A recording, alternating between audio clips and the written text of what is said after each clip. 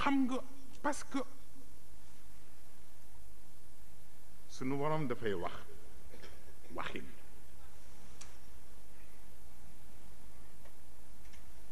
walillahi yasjudu man fi samawati wal ard mais kooku c'est tellement simple walillahi yasjudu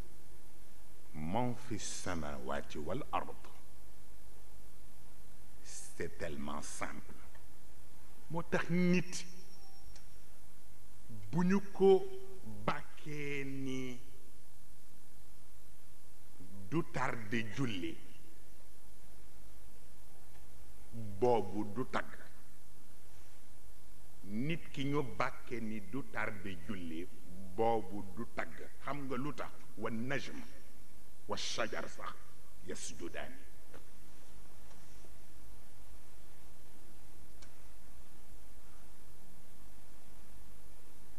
kooku dégg ko yombul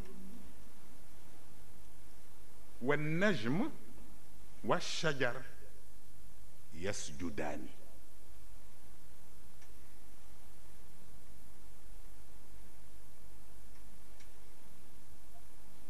najm bi dafa dellu ci temps shajar bi dellu ci espace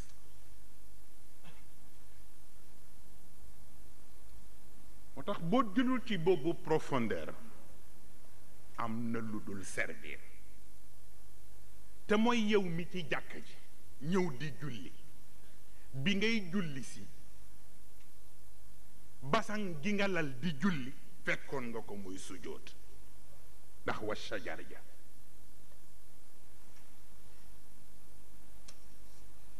bunt bi nga duggee jàkk ji bi ngay dugg jàkk ji fekkoon nga ko muy sujjóot ndax shajar ja iliman bi yéeg ci minbar bi di xutba di tiitaru minbar bi mu yéeg bant la ci shajar la jóge te a shajar mook an najm yasjudaani yat wi mu téye di xutba ci shajar la jóge donc yi nga bëgg a defe tiitar yépp pour ñu gëm ni ilimaan nga wala ñu gëm ni jullikat nga fekk nga leen ci te kenn xamu ko walakin la tafqahuuna tasbihahum kon nag tawaadoo war na la tawaadoo war na la parce que yi ñu la terale yépp nga war leen ni da ngay jaamu sa borom fekk nga leen ca te ñu boole kook efficacité ak effacement mu des nag yow nit waxuma la modestie bi mais fokk ñu xam li ngay sujjóot ba ñu ni yaa man julli est-ce que tawan la aw karhan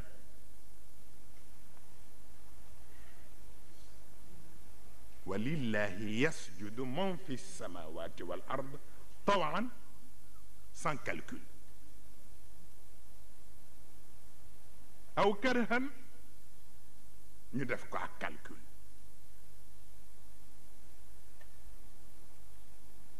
moo tax ñu ne tawan al muminuuna xaqan ñoo ko moom karhan al munafiquuna xaqan ñoo ko moom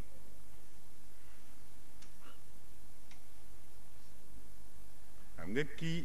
ki génne kurusam commencé di kii te fekk mu ngi bàyyi xel pour nit ña xool ko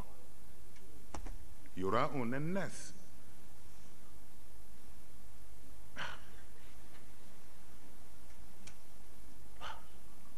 ki génne kurusam fekk li mu fas mooy ñi nekk ci wetam yëg ni génne na kurusam am na ñoo xam ni c'est rare nga gis leen ak kurus te li ñuy jàng kenn du ko jàng parce que lu tax bii ci kaw moo tax bii nii niyatul muumin xayru min amali nit léeg-léeg dana dawal ci yéene lu ko yàlla joxe loo xam ni bu ko jëfoon sax mën naa am du ca am lu toll na parce que di nga jëfal yàlla dara mais contexte bi tax mu rejeté ko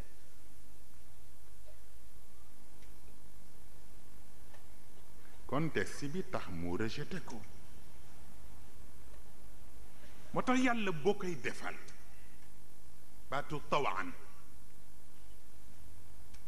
bu ne yàlla nag yonent bi dugg ak yonent yi kilifa yi dugg loo leen di defal def ko tawaan te mooy mu bañ am calcul kii daal lii le mérité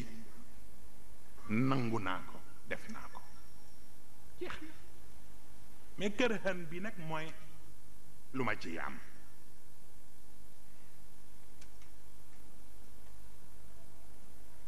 moo xam lu ma ci am ji ci qaribul mada lay dellu wala ci mutawassitul mada lay dellu wala ci baidul mada lay dellu lu ma ciy am moo xam tey nga ko xalaat pour jot ko tey wala lu ma ciy am